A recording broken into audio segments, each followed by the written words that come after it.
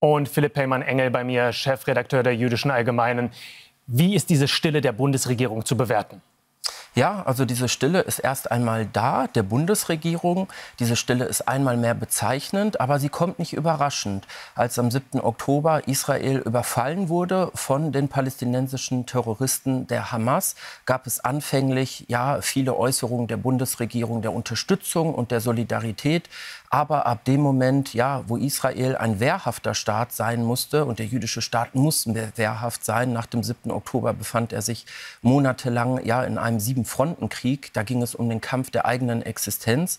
Ja, da wurde diese Solidarität aufgekündigt der Bundesregierung mit Israel, entgegen der ganzen Beteuerung an Holocaust-Gedenktagen und in Sonntagsreden. Wir stehen als deutsche Bundesregierung an der Seite Israels und wir helfen unseren jüdischen Brüdern und Schwestern in Israel.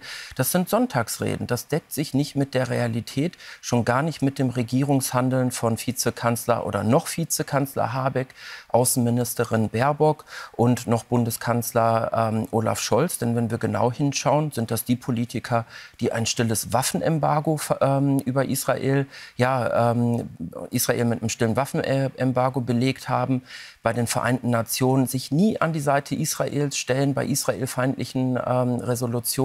Und insbesondere Außenministerin Baerbock wird nicht müde, Israel international weiter zu isolieren und auch zu dämonisieren. Und da sind diese Worte, dass die Bundesrepublik an der Seite Israels stehen würde, schon sehr auf gut Deutsch verlogen. Und gestatten Sie mir noch den Hinweis, es sind deutsch-israelische Babys bzw. Kinder, Baby Queer und sein Bruder, von Hamas-Bestien eigenhändig ermordet worden.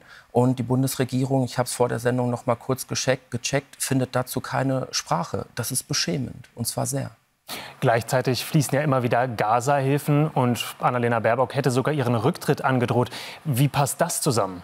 Ja, also diese Leidenschaft von Annalena Baerbock, die würde man sich ja auch nicht nur bei der Unterstützung der Zivilgesellschaft und Zivilgemeinschaft in Gaza wünschen, sondern eben auch bei der Unterstützung des jüdischen Staates. Und natürlich ist es auch richtig, die Zivilisten zu unterstützen und auch zu schützen mit allem, was geht. Aber dass die Bundesrepublik und die Bundesregierung Abermillionen in die Unterstützung des Palästinenserhilfswerks UNRWA steckt, das unauflöslich verbunden ist mit dem Terror der Hamas, das ist ein Unding. Das ist auch nicht im Sinne der deutschen Steuerzahler und das muss aufhören. Natürlich müssen die Zivilisten unterstützt werden, aber doch nicht von einem Hilfswerk, das auch nicht nur die Zivilisten fördert und unterstützt, sondern auch Terroristen. Das muss aufhören.